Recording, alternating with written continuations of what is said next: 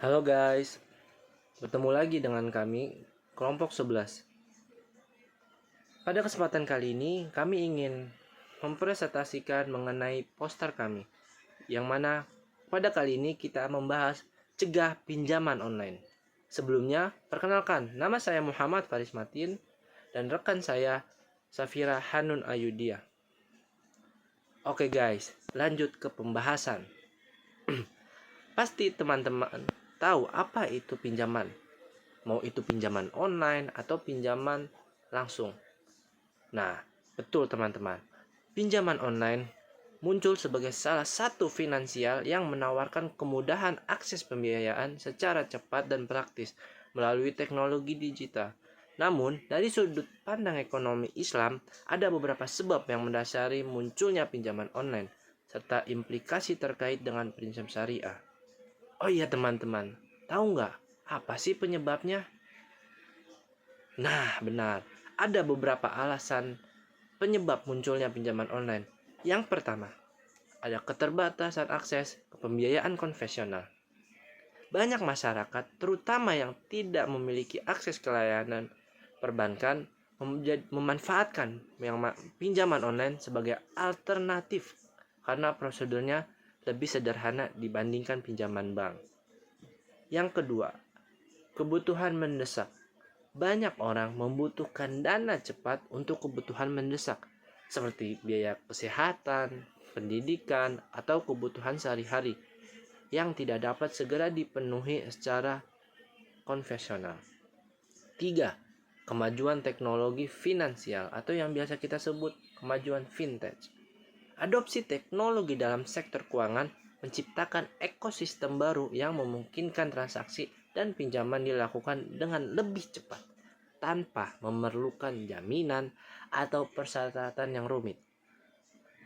Yang keempat, kurangnya literasi keuangan. Rendahnya pemahaman masyarakat tentang risiko pinjaman online, termasuk bunga tinggi, biaya tersembunyi, dan mekanisme pembayaran, menyebabkan banyak orang tergoda untuk mengambil pinjaman. Yang kelima, gaya hidup konsumtif. Nah, di kalangan muda banyak ini, ya kan? Meningkatnya gaya hidup konsumtif, terutama di kalangan muda, seringkali mendorong mereka untuk mengambil pinjaman untuk kebutuhan yang tidak mendesak. Nah, dari penyebab itu ada dampaknya teman-teman. Apa sih dampaknya? Ini dampaknya. Pinjaman online memiliki dampak yang signifikan, baik positif maupun negatif, tergantung pada bagaimana penggunaannya dan regulasi yang mengaturnya. Namun, dalam banyak kasus, dampak negatif sering dirasakan, terutama jika pinjaman online tidak dikelola dengan baik. Nah, berikut adalah dampak-dampaknya. Yang pertama, ada dari dampak ekonomi. Pertama, biaya bunga yang tinggi. Banyak pinjaman online menerapkan bunga yang sangat tinggi, bahkan melebihi batas kewajaran, sehingga membuat peminjam sulit melunasi utangnya. Yang kedua, kerugian finansial. Kurangnya transparansi seringkali menyebabkan peminjam terjebak dalam biaya tersembunyi, seperti denda keterlambatan, yang mana tidak dijelaskan di awal atau pada kesepakatan. Selain dari dampak ekonomi, ada dampak sosial. Yang pertama, stres dan tekanan psikologis. Banyak peminjam yang mengalami tekanan mental akibat ancaman dari pihak penagih, termasuk intimidasi dan penghinaan yang merusak martabat. Yang kedua, kemiskinan struktural. Alih-alih membantu, ternyata pinjaman online yang eksploitatif justru membuat masyarakat semakin terjerat dalam siklus kemiskinan. Nah, dampak pinjaman online terutama yang ilegal atau tidak transparan lebih banyak merugikan masyarakat dibandingkan manfaatnya. Oleh karena itu teman-teman, perlu regulasi yang ketat, peningkatannya literasi keuangan, dan pengembangan alternatif pembiayaan yang lebih adil, terutama yang berbasis syariah untuk memitigasi dampak negatif ini. Berikutnya akan dijelaskan oleh rekan saya. Nah, selanjutnya di sini kita akan membahas tentang bagaimana upaya mengatasi permasalahan pinjaman online dari berbagai macam sudut pandang. Yang pertama yaitu ada peningkatan literasi keuangan syariah. Nah, tujuan dari literasi keuangan syariah ini adalah untuk memberikan pemahaman kepada masyarakat tentang prinsip-prinsip ekonomi Islam termasuk larangan dalam riba, gharar, dan maisir. Dengan literasi yang baik ini, masyarakat akan lebih memahami resiko dan bahaya dari pinjaman online yang seringkali diabaikan oleh masyarakat dan dianggap remeh. Edukasi ini dapat kita lalui melalui berbagai macam cara, yaitu yang pertama ada seminar atau pelatihan keuangan syariah, yang kedua penyebaran informasi melalui media sosial, buku atau video edukasi, dan yang ketiga ada program literasi keuangan di sekolah dan komunitas. Tujuannya agar dapat memberikan informasi ke masyarakat tentang bagaimana memilih produk keuangan yang sesuai dengan syariah, yang adil dan aman. Yang kedua yaitu ada pemberdayaan ekonomi masyarakat. Salah satu penyebab masyarakat sering terjebak pinjaman online ini adalah untuk memenuhi kebutuhan yang mendesak dan keterbatasan pendapatan. Dengan pemberdayaan ekonomi ini, masyarakat akan dapat meningkatkan kemandirian finansialnya. Nah, ada beberapa cara yang kita lakukan atau beberapa upaya yang dapat kita lakukan, yaitu yang pertama dengan pelatihan keterampilan usaha kecil dan menengah atau UMKM.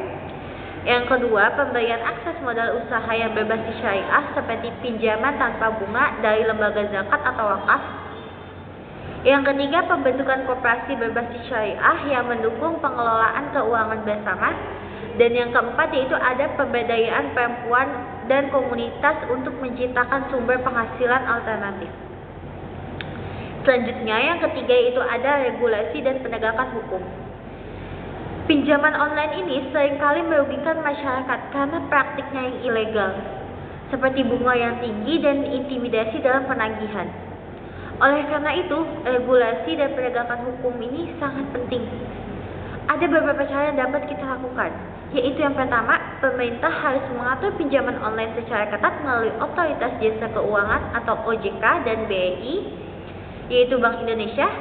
Yang kedua, pengawasan terhadap platform pinjaman online terutama yang tidak memiliki izin resmi atau ilegal.